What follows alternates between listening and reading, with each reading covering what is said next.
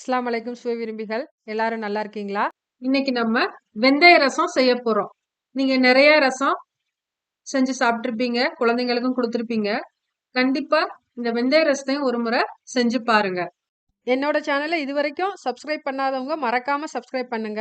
வெந்தய ரசம் பண்றதுக்கு நம்ம ஒரு ரசப்பொடி தயாரிச்சு செய்ய போறோம்.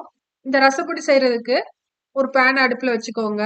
பேன் நல்லா சூடானதும் 1 டேபிள் ஸ்பூன் மல்லி விதை, 1 டேபிள் ஸ்பூன் கடலைப்பருப்பு இதையும் சேர்த்து நல்லா பொன்னிறமா வறுத்து எடுத்துக்கோங்க. இந்த மல்லியும் கடலைப்பருப்பும் நல்லா வறுபட்டு ஒரு வாசம் வரும்.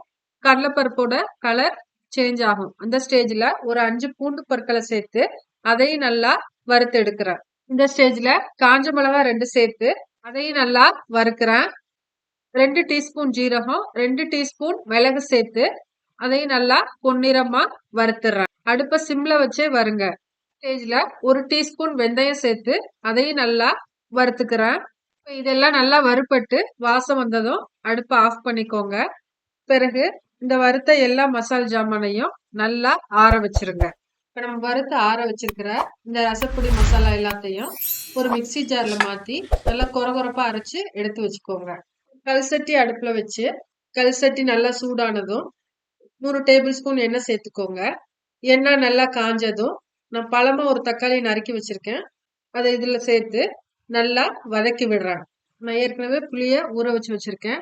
புளிய நல்லா கரைச்சு வடிகட்டி அந்த புளி தண்ணிய இதோட சேர்த்து தேவையான அளவு உப்பு சேர்த்து கலந்து விடுங்க. பிறகு 1 டீஸ்பூன் மஞ்சள் தூள் சேர்த்து அதையும் நல்லா கலந்து விடுங்க. ரசம் நல்லா கொதிச்சு அதோடைய பச்சை வாசனை எல்லாம் போனதும் நம்ம மிக்சியில அரைச்சு வச்சிருக்கிற அந்த பொடியை இதோட சேர்த்து அடுப்புல சிம்ல வச்சு கொதிக்க விடுங்க. ரசம் நல்லா கொதிச்சு நுர கூடி வந்ததும் கொஞ்சமா பெருங்காயத்தூள் சேர்த்துக்கோங்க. கடைசியா இதுக்கு ஒரு நம்ம சேர்த்து ஒரு குட்டி பேன் அடுப்புல வச்சு சூடானதும் எண்ணெய் சேர்த்துக்கோங்க. எண்ணெய் நல்லா காஞ்சதும் கொஞ்சமா கடுகு உளுந்து, கருவேப்பிலை, காஞ்ச மிளகாய் இதெல்லாம் போட்டு தாளிச்சிட்டு 1 டேபிள் ஸ்பூன் அளவு வெந்தயம் சேர்த்து அதையும் நல்லா வறுத்து இந்த தாளிப்பை ரசத்துல சேர்த்துருங்க. இப்ப நமக்கு வெந்தய ரசம் ரெடி ஆயிருச்சு. கடைசியா கொத்தமல்லி இலைகளை போட்டு இறக்கிருங்க. இந்த வெந்தயம் உடம்புக்கு நல்ல குளிர்ச்சி தரும். இந்த வெந்தய ரசத்தை சுட சுட ஒயிட் ரைஸ்ல சேர்த்து சாப்பிட்டு பாருங்க.